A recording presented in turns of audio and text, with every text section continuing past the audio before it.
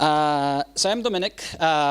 I didn't actually start out as an indie, which is in a way, a more common path these days. I actually worked in the AAA industry back in the day.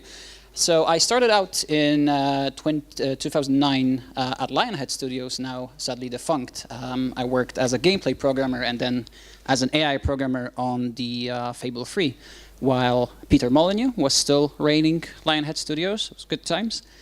And afterwards, I moved on to work on The Witcher 3, that was released in 2015.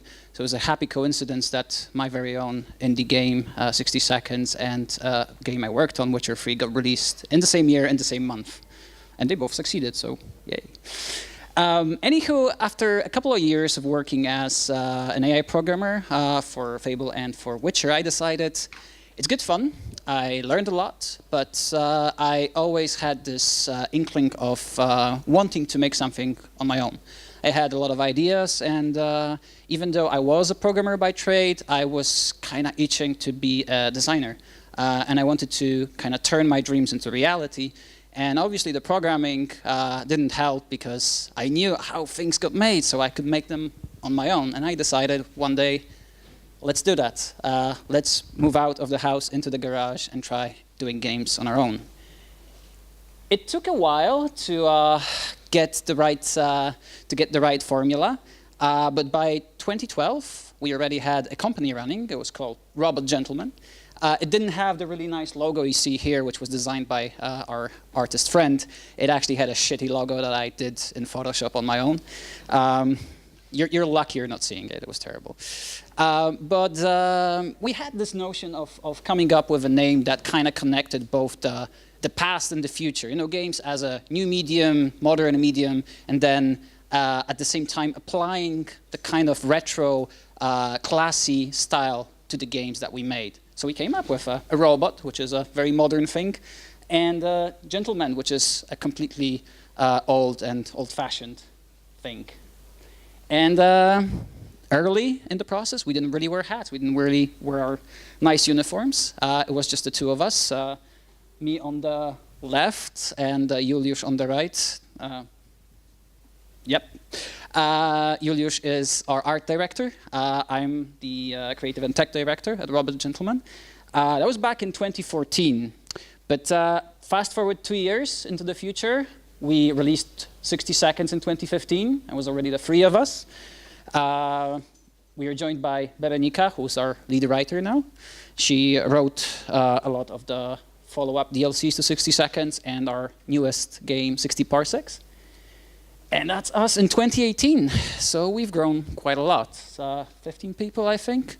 So we have like 13 people now. So we went past the 10-person barrier, and we're actually a studio that requires leads, and we have teams for art, design, and programming. It's a bit of a bother, but we can do more stuff. But before 2018, before getting together as a bigger team, we kind of went through a lot of weird stages as an indie developer. One of the cool facts about us is that we're actually based in a collective in Poland, Poznań, with a couple of other indie studios. And we have this really nice dynamic going on because there are no AAA studios in Poznań. So we are all an all-indie city, you could say, and every single developer there and the whole game development community is composed of independent developers. So what's going to happen is I'm going to tell you a bit about how 60 Seconds came to be, how we managed to get it rolling, releasing it, what happened after, and a bit of a summary on why it worked and why it didn't work in some instances.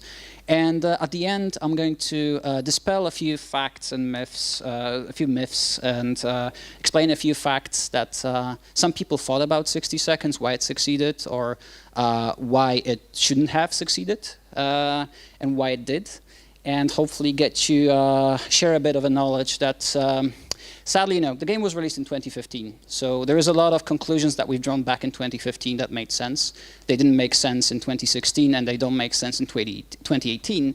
But luckily enough, there's a number of universal, maybe not truths, but perspectives and positions that you can take as an indie developer that can help you at anytime, no matter if you're trying to push your game through Steam, through Google Play, consoles, or anything else.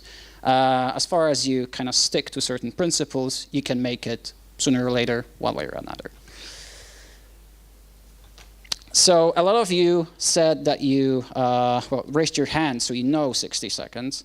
But for those who don't know 60 seconds, I'll play you the trailer for the game, which is going to be mentioned later in the talk as well. And for those who know the game but haven't seen the trailer, well, you're in for a treat.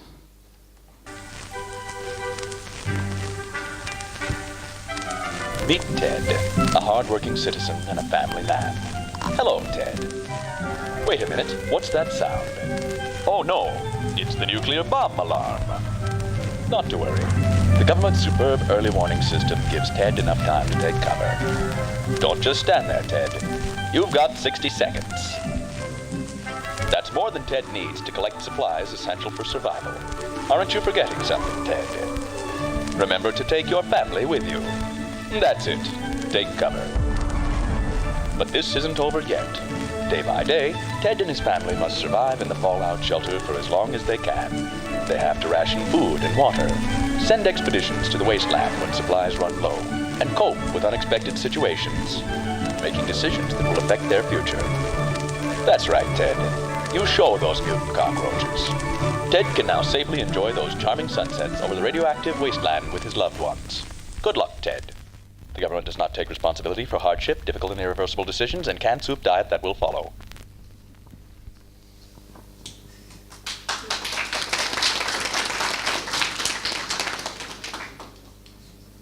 All right, let's see if this still works. No, of course I broke it again.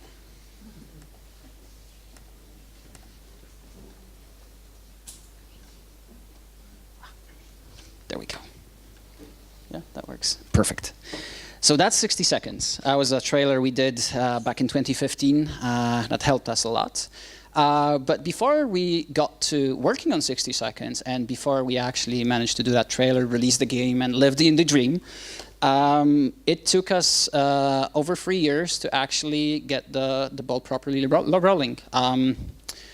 At the beginning, we had different ideas. We had ideas for a couple of other games, and 60 seconds was never one of them. 60 seconds only came to our heads in 2013, and it started out as nothing more than a tech demo. What happened was as a programmer, of course, I made the rookie mistake of any programmer that goes and tries to do a thing on his own or on her own. I decided I want to make my own tools and engine, because of course. So I did that for a while. I had an idea for a game called Intrigue, which was about intrigues in the royal court. It was a nice compact idea. This was like a one-screen game where this wheel spinned and you were one of the characters and you would compete for power, influence, and in the end, hopefully becoming the king or overthrowing the king. So 90% of the development time I spent on this game was doing tools, making tools, creating the engine code, and not actually designing and writing the game, which was a bit of a shame because that game was never finished. I had a prototype version working, and this is actually the game that kind of paved my way into CD Projekt. Because they invited me over for an interview. And I just showed them the game, and I didn't have to do any tests because they liked it well enough. And what happened was I realized at a certain stage that I've been spending too much time working on the engine code, and I got tired of it. So I decided to take a 3-month break and make a different game, one that's called, we used to call Mr. Pancake. How I learned to stop worrying and go back in time. It was supposed to be a classic point-and-click adventure game. And of course, it never came to fruition because instead of a 3-month project, as I envisioned it, it's kind of grew and grew. And in the end, if we actually followed through with the plan, it would have probably taken us like 2 years to finish the game. So we kind of kept spinning out of control. I'm saying we because although I was heading the studio, I had a number of different collaborators. And it was only for Mr. Pancake that Juliusz, our art director, contemporary art director, came to join the team. And I decided that we wanted to try and make something else together because he was new to the games industry. He used to be in the films industry and actually worked on a number of high-profile movies like Lars von Trier's Melancholia. And what happened was I was looking for a solution to the whole engine problem, so I wouldn't have to spend so much time reinventing the wheel and actually make use of the tools that were widely available to developers at the time already. And I thought about Unity. It's kind of funny because my colleagues from CD Projekt, like I had a conversation with them a few months before I left, and we were talking about Unity, and they all thought it was a silly fad that's going to go away because no silly person would use C# for game development, and you know, that's an engine for just stacking together template-made games, etc., etc. Luckily, they were wrong, and my pick of Unity was the right one. We still use Unity until this day, and all of our games are made in Unity. And back in the day, Unity, because we didn't know Unity that well, we decided we need a tech demo to see what it can do. So we envisioned a game that was about collecting supplies to prepare for a post-apocalyptic future, because the atomic bombs are going to hit. And you had 60 seconds to collect the supplies. And then depending on what you collected and who you rescued, you would get a score screen. This background in the shelter used to be called score screen, and it actually still is in the game files, even though right now it takes most of the gameplay. It was supposed to generate a story based on your choices in the first part of the game, and then just give you a score and tell you, oh, these guys perished because you didn't bring enough soup or something like that. But in the midst of the development, we actually had the first part, the first stage of the game, the scavenging stage, done. We realized that as players, as gamers, we would really love to be a part of the narrative. We would like to be able to shape the narrative, not just let the game generate whatever happened to the family based on the number of soups we collected. So we started playing with the idea, and in 2014, we already figured out that this game is not going to last 60 seconds. It's going to be more like 60 minutes. And that's what happened. So the first stage lasts 60 seconds, but the second part of the game, where you survive in the shelter, can last up to an hour. It's still a short game, so we play it in bursts, but it was very fun to make because you have these two completely different stages of gameplay. One is completely arcadey, and the second one is pretty much a text adventure that's smuggled into with a nice coat of painting on the top. The problem was that even though we were working as indies, we didn't really do it full time. We had our own jobs at the time. So like I mentioned, I actually started Robot Gentleman when I was still working in the AAA games industry. So I was doing our projects while working at CD Projekt, then doing some additional kind of business projects on the side just to keep the company going and myself fed. And that actually lasted until 2015.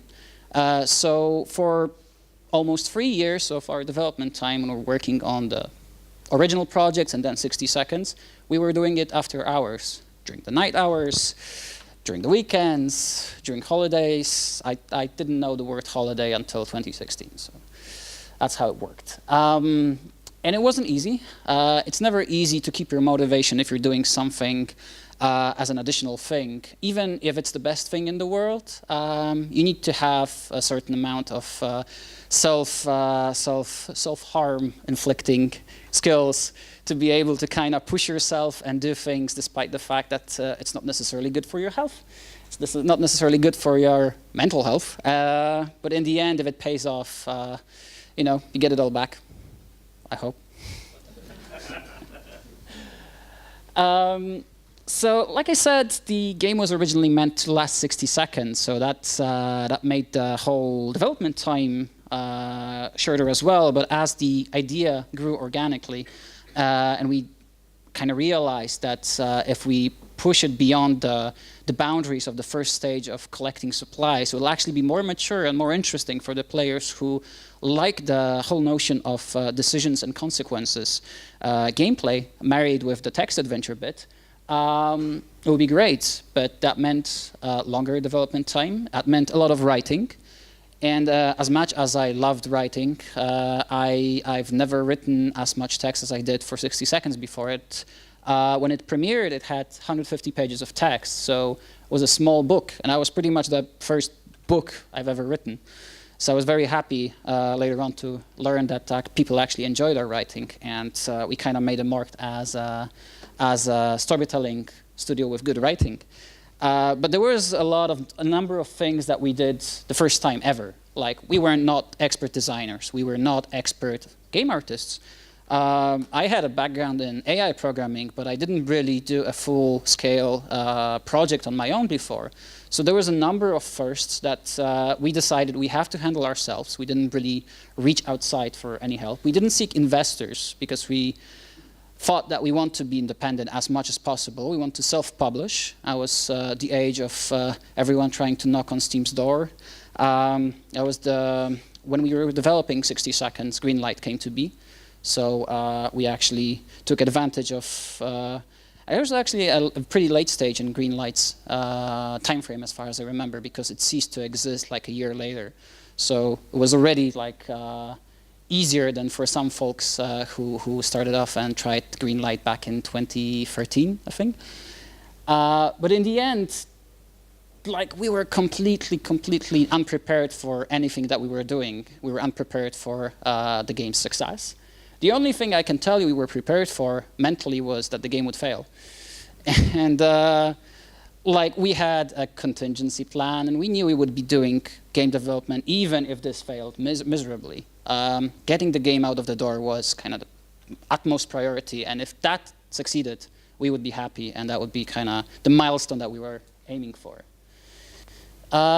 This obviously came at a price. The part-time work married with with our lack of experience in certain areas, and the fact that we are both with Juliusz perfectionists to the point where a lot of people have trouble working with us. The good part is that we actually understand each other very well, since we've known each other since like 2001. I don't have any embarrassing pictures today, but we looked funny back then. We've met at. We actually both were part of a community for special effects in amateur films, and we did amateur films back in 2001. So they honestly looked worse than anything you find on YouTube these days, but it was fun. It was very creative. So I must say, working on 60 Seconds was, in a way, one of the most toughest episodes of my life in terms of how much it, maybe not scarred me, but I definitely sacrificed a lot to get 60 Seconds out of the door. The fact that it succeeded was a nice reward for all of that pain and misery. And in retrospect, it doesn't feel like pain and misery now that it's a success story, of course. Although I must say that even if it wasn't a success story, I still feel it would be a fond memory rather than a masochistic tale of trying to make a game and just doing it no matter what. But still, when we released the game, it was 2015, May 25th. We were supposed to release on May 25th. We released 5 minutes after midnight because we were making changes until the very last second. What actually happened was, like 5 days earlier, we went to a conference in Poland, and it was the first conference we actually dressed like this. And we showed the game, and some people commented on the fact that a certain decision was missing from the gameplay. We thought about it, and we decided that we want to include it in the game. But we only had, like, after we came back, we only had 3 days till the release. So the idiots we sat down and we added the feature. And the funny part was, it was the only feature in the game that never had any bugs. Like, everything else had bugs, tons of bugs, but not that feature. For some reason, it always worked perfectly. So the release day was interesting because we had no idea how it would go. We were tired, we were completely flushed, like our brains weren't working properly. We only hit the button and just sat down and started refreshing the sales screen on Steam. And we had a bet made. People who joined us kind of wait on to see how the results, how the game fares, were giving estimates of how many copies we would sell. They thought. So I said we would sell 500. I think Juliusz said 250. My sister said 200, and Juliusz's girlfriend said 12. Luckily, we were all wrong. But the ambition, as I said, was get the game out of the door, and actually, if the game earned our keep for the next couple of months, allowing us to make the next game or like expand on this game, that would be enough. And we calculated that 10,000 copies a year of 60 Seconds would make us more than enough money to actually keep going, and that was the dream. So how many copies do you think we sold on the very first day? 3 million. That would be nice. Minus, no, it wasn't that bad. No, 3 million would be nice, but 2,644 was pretty nice as well, because we suddenly realized we made 25% of our 10,000 goal. I was like, oh, okay, so if this is all that sales, then we'll definitely hit the 10,000 mark in the next 12 months.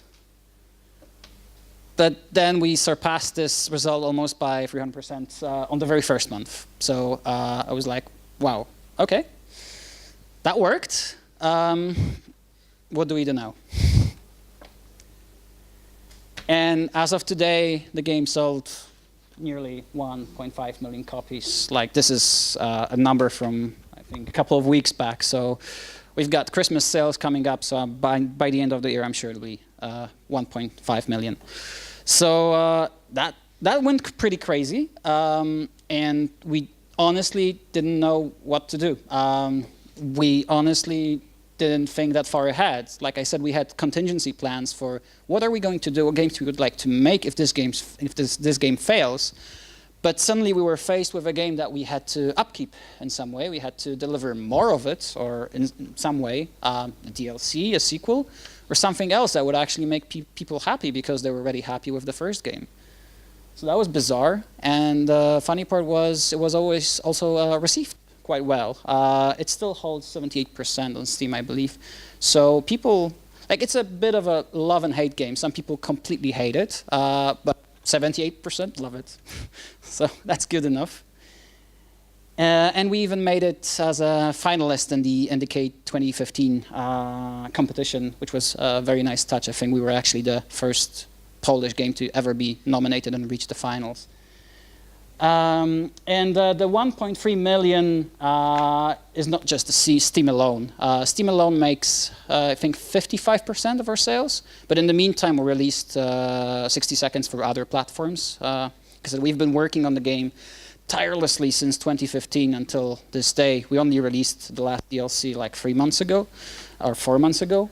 But we released the iOS, Android, and Switch versions. Kind of works really well on mobile. And we actually released a sequel to 60 Seconds that was made by a much bigger team, the one you saw in the last picture, in September 2018. So that was like a very quick walkthrough through the development process and what happened, the whole adventure. But I wanted to kind of focus on a few highlights of what went right or maybe what went wrong and why this worked. Like I said, there's a lot of things that changed between 2015 and 2018, so it's not necessarily science, exact science that you can repeat. We didn't repeat it with 60 Parsecs, the sequel to 60 Seconds. It has a different dynamic than 60 Seconds, despite the fact that it is a somewhat similar game. But there were some things that we thought we did really well, and some of these were dictated by right choices. Some of these were dictated by the approach to development that we've taken very early in the process, and some of it was just associated with technical details. So the main part is you often hear complaints today, especially now that people kind of got over the survivorship bias and understand that it's, or better understand that not everyone succeeds in the game market. It's not an easy market. It's very crowded. There's a lot of good games, so you're competing against everyone else, and also AAAs, and also the money they have and everything. So you have to shine. And there's a lot of things that are pure lottery. Like you can't influence them, whatever you do. Or even if you're Ubisoft, you can't influence them. But there are certain things, certain aspects of development and stuff that you do that you can influence and you should influence. And these are the factors that you want to control. And foremost, it's your game. What kind of game are you making? If you're making a generic game that doesn't stand out, chances are very slim for your success. If you try to make something different, if you try to develop something that hasn't been done before or has been done but has been done in a different way, and suddenly you find this one thing that differentiates it well enough that it gains the attention of players, influencers, the press, or whoever, you might be on the right track. So the survival genre was very popular in 2015. It was like an overabundance of survival games, a lot of the Rusts and all the Minecraft spawned clones where you developed stuff, like built stuff, collected resources, etc. So we kind of took the story element from these games, but married it with resource management, and then did this weird combination of completely two different genres with the arcade scavenging and the text adventure like light strategy survival with very little RPG elements. And it worked in a bizarre fashion. And the result that we expected was a lot of people actually thought it was a weird combination. Some people loved the first part where you ran about and hated the text adventure part. Some people loved the text adventure part but always skipped the scavenge part. That was fine because we were targeting the people who actually liked the combination. And as it turned out, there was 1.3 million of them until this day. So clearly, there was room for giving this game to someone. But this worked not only because it was original in some way or that it hasn't been done before. It only worked because from the get-go we had a very solid vision of what we wanted to achieve. Like I said, we did organically develop the game in the process. So initially it was supposed to be a scavenge-only game with the story generation at the end. But the fact that the story generation turned into a much more expanded game mode didn't really affect the flow of the game. It gave the player much more agency and influence over what happened. But the truth is that it actually worked on the same level as the first part, which leveraged player decisions and consequences of these decisions. But this time round, it wasn't just people doing it in a very short span of time where they were pushed by the time constraints. It was the chance to actually sit down and think of far-lasting, long-lasting consequences, a bit like in a game of chess. So that worked because both of us, Julius and myself, agreed on a lot of the points of the game, and we agreed on them fairly early in the process. And we tried to preserve that vision throughout the process. So we never went and we never gone and made any compromises. We never tried to dumb the game down because it seemed like someone didn't enjoy a portion of it, which is a common mistake where you see people, like you panic because you see people not enjoying something. And sometimes it's good feedback that you need to pay attention to, like we did with the feature that we added. But sometimes it's all about you being certain of how your game works and how it should be presented. The truth is, back in 2014, when we first kind of unveiled the project and showed it to our fellow developers in Poland, they told us it's not going to work. They told us it's a weird combination of the genres that no one's going to like. They told us that the game wouldn't work because it hasn't been done before. But for a good reason. It's not like no one thought of it, so it's original and it will actually be interesting. People thought it would flop. People thought the art style was terrible. People thought that kind of doing the gameplay focused on a single screen where you have the family sitting around, not really animating. The only animation they have is their eyelids blinking up and down. So the feedback we got was massively negative in a way, and that never pushed us off the path that we've taken months before, because we felt we were right. And, you know, these are bets that can be made and lost, because you might get too arrogant and think that ideas you have are good, but they're not really. But the truth is, and it is my, I think I'm pretty certain of it, especially after the second game that we've made, that if you want to achieve something that's really good, if you want to release something that's really good, you have to stick to your ideals. They might turn out to be misguided. You might find that they were completely wrong, but if you're right, you win. And we really loved what we were doing. The funny part is we were actually creating this game thinking of people like us, people that were born late or mid-80s who grew on RPGs and text adventure games in the 90s. And we're like 30 plus something people who didn't have that much time for games. That's where the whole kind of short game loop came from. And that's where, oh, I broke it, sorry.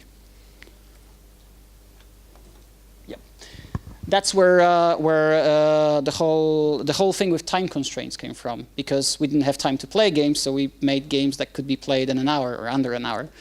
And we were really surprised later on to find out that actually our target audience was not 30-plus-year-olds, but 12 to 15-year-olds who watched a lot of YouTube. But the kind of first break we got was with Greenlight. As I mentioned, it worked really well because of the nice trailer that you've seen. It was the brainchild of Julius, who used to work in films, so we had the upper hand of someone who knew how to make good movies. And the game went from being completely unknown to like being followed by thousands of people overnight just because of that trailer. And that was more than enough to actually get people interested. And a lot of following that we had on YouTube came from that trailer.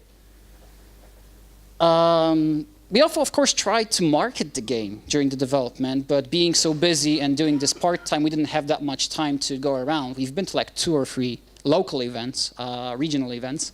So there was a number of people who've seen the game before, but it wasn't that many. And that didn't change much. We didn't really do any marketing, and that's something that's pretty much suicide these days. So it was back then. We did just one thing. We spent $300 on marketing.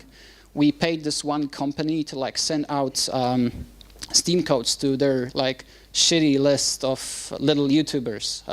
You know, the kinds like they don't really do PR for you. They just have a list and they just send the code. It's like no brainer. They did that, and we had like YouTubers with 10 subscribers doing videos for the game. And you know what? This worked. Like, suddenly we had hundreds of little YouTubers doing the videos, and the medium-sized YouTubers started picking it up. And when the medium-sized YouTubers picked it up, we had Jacksepticeye play it like in the first month after the release. And suddenly it was all over the place, just kind of bottom up. Like, we didn't influence it in any direct way. We didn't go and pester YouTubers trying to get them codes. We didn't really think the game would work on YouTube. It's a text adventure game. But people found it funny to kind of read the parts that were written in the journal, and a lot of YouTubers did a thing out of it where they would pretend to be characters or like do different voices or do weird stuff with that, and it worked really nicely. And I can attribute, like, usually it's very hard to attribute specific numbers or like success to YouTube. So it's never like someone says, oh, PewDiePie played my game and it worked well, and everyone wants PewDiePie to play the game. But the truth is, we enjoyed the overall benefit of the buzz, but individual YouTubers only helped us a little bit. But for instance, in Poland, 90% of our sales are probably can be attributed to Polish YouTubers playing the game, because they were the ones who actually made it popular. So it's quite interesting, because most of the sales in a single country, which is in our top 5, I think, top-selling countries, came from just the kind of YouTube traffic. We didn't do any marketing. The Polish press completely ignored us. Like, any press actually ignored us, which is kind of funny, again, because I remember there was a lot of games releasing back then, kind of same level indies like us, and they would be all over the news, like different magazines, different sites, and we're like, oh, Rock, Paper, Shotgun feature, and we're like, yeah, we're not on Rock, Paper, Shotgun. We're not on Kotaku. We're dead in the water. Turned out it doesn't matter. Press doesn't matter. Don't ever count on press. I broke it again. Sorry, I'm terrible. Like, I can explain this. Like, I used to be a programmer. I did a lot of programming. I did the whole 60 seconds programming. But these days, I'm mostly a designer. So, I forget things. And I break things. We released on Steam. And it was easier to release on Steam in 2015. But then again, it wasn't. Like, back in 2015, we thought it was already past the prime time of indies releasing on Steam, just like people say it is today. And it is much more difficult today in terms of visibility because you have so many people releasing on their games on Steam, especially the little shitty games that just cover the news and new and trending game channels. But still, Steam is the #1 platform to go to, distribution and sales platform to go to on PC. Because if you kind of get to your niche and they give you the push you need with the algorithms and the magic that Valve does, it's actually going to work really well for you. If you don't, then, well, I can tell you that from all the sales channels that we have on PC, 99.9% sales are from Steam. GOG doesn't do it for us. Humble doesn't do it for us, although we did a nice bundle with them recently, and that's definitely a good thing to do if you like the concept of bundles that Humble does. We did a couple of other channels, but generally it's just Steam. So, like, a lot of people don't like Steam, and monopolies are never good. But it's nice to know that if you do some things right, you might actually be able to succeed, and you don't have to spread yourself thin developing the game for 10 different platforms, which used to be the case back in the day, in the 90s, for instance.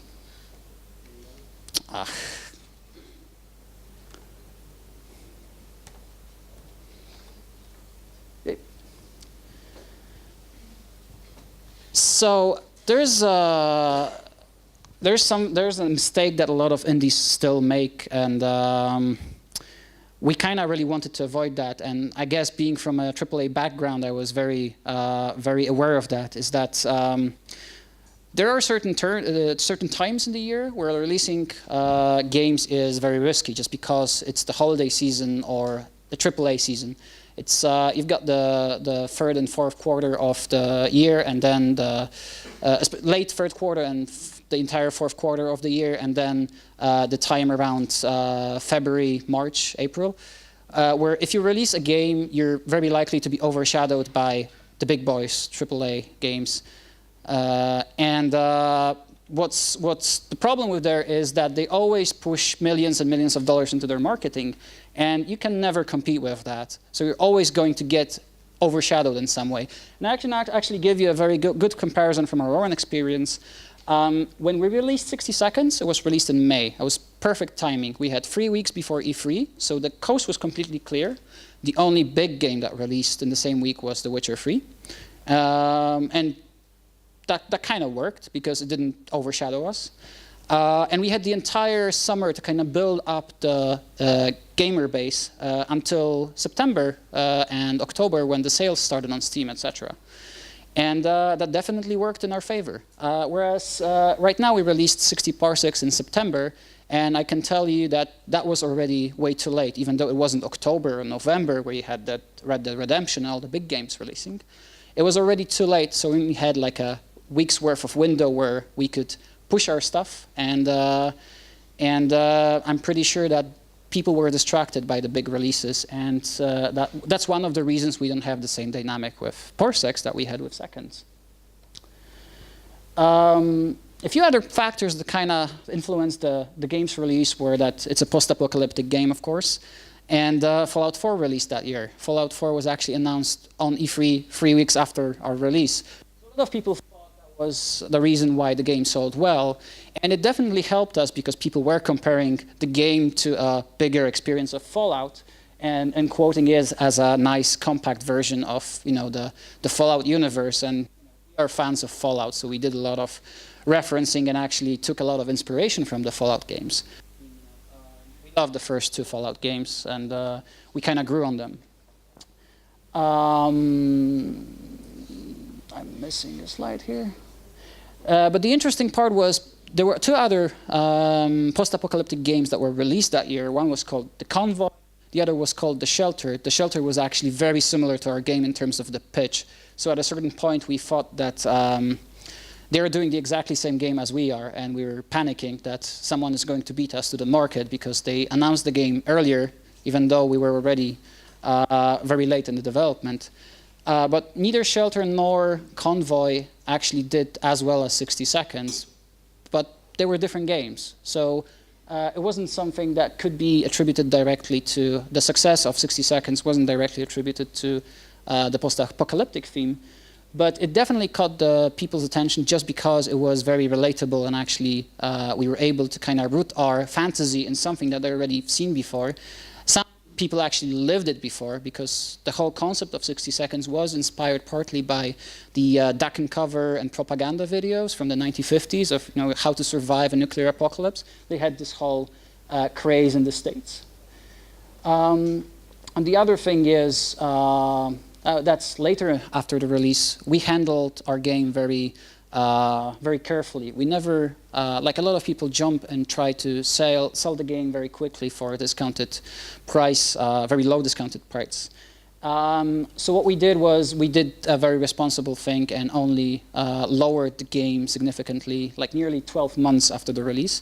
And we only went as low as 75% 3 years after the game premiered. And thus allowing to kind of maintain a certain dynamic that we were in control. If we kind of let the floodgates open too early, we probably wouldn't be talking about 1.3 million copies sold, because the fad would kind of die out beforehand, like 2 years ago maybe. But because we're kind of pushing it every now and then with free DLCs and proper sales, we're able to get it working nicely. I talked about YouTubers. Because I'm running out of time and I'm being pushed here, I'll just give you one interesting fact about press and why you shouldn't ever trust press.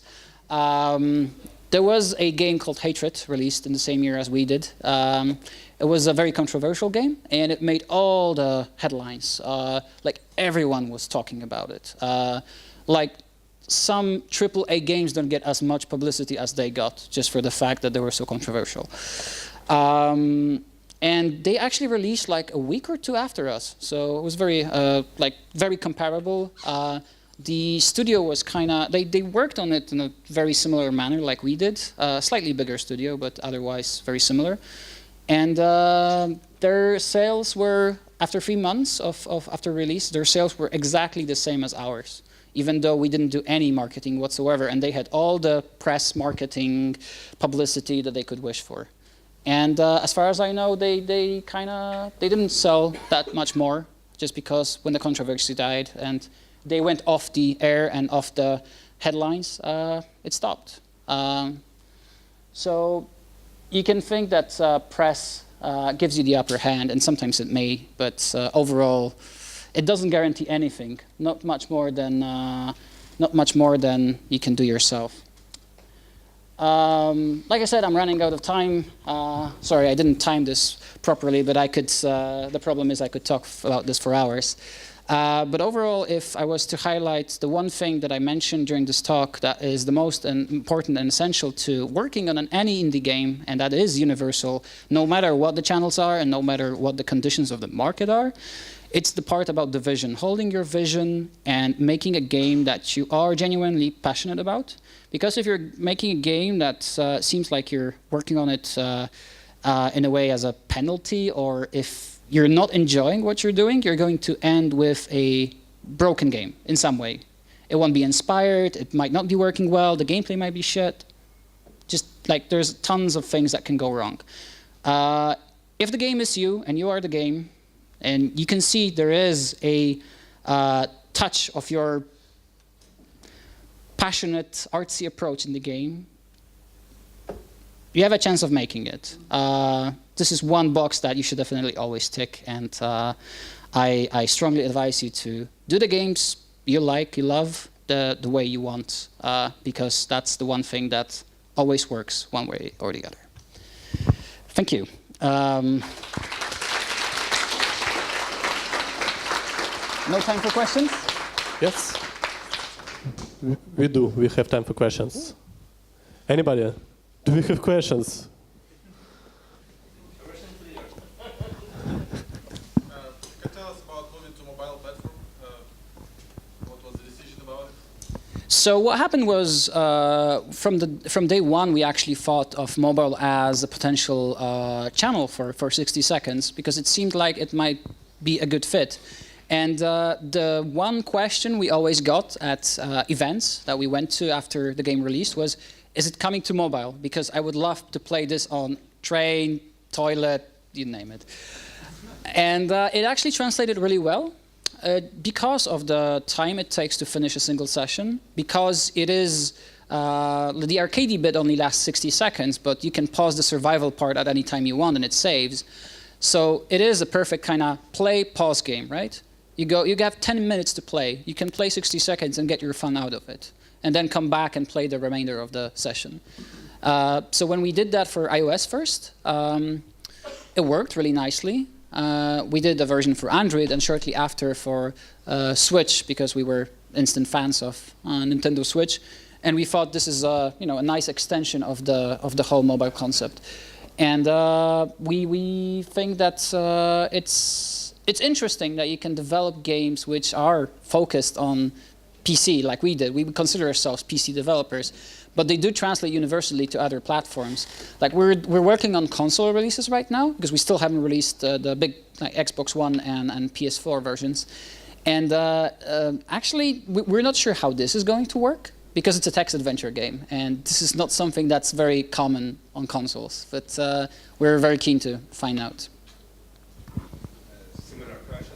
How much success was released on Nintendo Switch? Which percent of summary downloads you got from this platform? I think it's around 7% of the sales that we have, 6 or 7, something like that.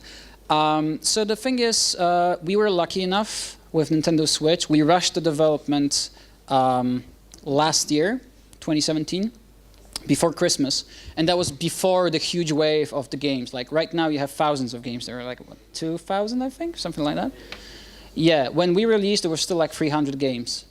And Nintendo Switch is like, it's a great platform, but sadly the shop is still very rudimentary. So like all the problems that people quote Steam has, like you can see in Nintendo Switch instantly, because the new releases get pushed down very quickly, and people that play Nintendo Switch are more casual players, so they're not bothered browsing the backlog of the store that much. So the only 2 times you exist in Nintendo Switch store these days is either you release the game and you have like 2 hours before someone pushes you down, or you do a sale. So a lot of people spam sales, which is a bit of a rubbish strategy. But like if you don't do that, you're actually like you have to rely on your normal sales, which are not super good on Nintendo Switch. Like any console, like the statistics for most consoles is that like 75% of the players only buy 1 or 2 games a year, and that's the boxed big titles like, again, Red Dead Redemption or something like that, that you get out of retail. But not that many people buy digital games, especially indie games. So you either kind of bring your audience with you, and that's definitely what contributed to 60 Seconds' success on mobile and Switch, because people already knew 60 Seconds and were hoping to get 60 Seconds on a different platform. It wasn't a new audience. Some of it probably was, but not all of it. You have to take into account all the kind of restrictions and problems with a specific platform when you release on it. And a bit more question about platform.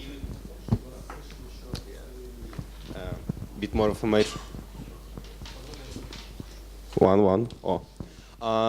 Did you use only paid format for mobile platform, or you tried to make some freemium version or something like that?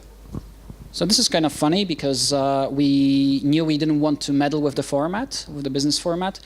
We're strong believers that we don't like free-to-play that much. Not because free-to-play or microtransactions, whatever. It's because we believe that introducing a business model that influences your design choices is bad for the game. Like if you sell the game wholesale as premium, you kind of, like people might hate it and refund it, but overall they get the full experience, and there is nothing that interrupts them in the course of the gameplay, and that doesn't break them from immersion. So we decided instantly that we want to do a premium release, and the feedback we got was, oh, but premium doesn't sell. You have to do it free to play or freemium or whatever the fancy terms were in 2016 when we released the iOS version. We did decide to start with iOS because we were worried that premium might not sell as well, especially on Android. But it turned out that iOS sales, like right now, are like 30% of our sales, something like that. So it's a decent amount. And like if all of our revenue sources from 60 seconds dried out today, and we would only be left with iOS, it would still sustain the studio. And if you bundle it with Android, which saw a very similar degree of success like iOS, and also like 97% rate of piracy, of course, it would still work. And so you can do premium. The problem is, it's something that a lot of developers suffer with. They release really nice, compact, tight experiences that are premium on mobile, like, nice mechanics. 2048, right? Which is a clone of Freeze, like a revised clone, but still. And Freeze was a premium game, but rule set was easy enough to clone. So if someone clones your game, you're done, because if they do it for free and you're doing it premium, people will choose the free version. And if not only they do it for free, but they also do a better game, because they're revising your gameplay choices, gameplay design choices, you're done for. With 60 seconds, this was not the case, because people could replicate the survival gameplay, right? Like choosing if you give people water or food or whatever.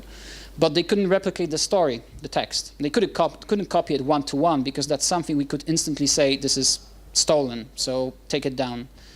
Although I have like horror stories about Google Play taking down things, like we reported things and it took like a month for them to get the thing down, and someone got like 500,000 downloads for the, like they did a facade clone where they would make a game that looked like 60 seconds, but when you entered it, it was just ads, like ads. So you clicked an ad at least once, you uninstalled it, you ranted that it's some kind of scam. But they earned the revenue money, so it was like the ad revenue money. So it was like, okay, it's a good curation, Google. Dominik, could you tell us several words about 60 parsecs? Again? About 60 parsecs, your second game that was released 2 months ago. So 60 seconds is a game where you have a minute to gather some stuff, and then to try to survive as long as you can with the stuff that you gathered, something like that, right? Could you tell us about 60 parsecs, what it's about? So as you've seen, we've grown quite substantially from 2015 to 2018. And the bigger team that we have now, we wanted to kind of integrate them together somehow. So we never wanted to make a 60-second sequel. We thought we might come back to it after a few years when we're done like with other games. But getting more people, we decided it's a good idea to integrate all of us over a title that we know, and we can kind of curate over and push the new team towards designing a new and better 60 seconds. And so 60 parsecs came to be, was a kind of natural development of the scavenge and survival idea of a Fallout kind of inspired universe, where instead of scavenging things in an American suburbia and surviving in a wasteland, you would launch into space, but still kind of stuck in this 1950s retrofuturistic reimaginations of the past, where you fly in a spaceship that looks like a 1950s, 60s spaceship. You have the tech from that time. You have the mindsets of that time, but still you kind of get the similar experience as you get in 60 seconds, just expanded in a number of different ways to make the narrative more interesting, to make the cast more diverse, and to make a number of mistakes, I guess, that we made with 60 seconds kind of removed or improved upon. And we did that with a bigger team. 60 parsecs is actually 4 times bigger than 60 seconds. Like if you just use the number of text written as an estimate, 60 parsecs is over 600 pages worth of text, whereas the 60 seconds originally had 150. With the DLCs, it has like 220, I think. So quite a bigger endeavor. And it is much more complex in a number of ways. Also, it's more strategic, which was appreciated by some players, but not everyone. So it's interesting to see where you tweak minor details, you would think, because it's not like the game suddenly changed. Like, you look at parsecs.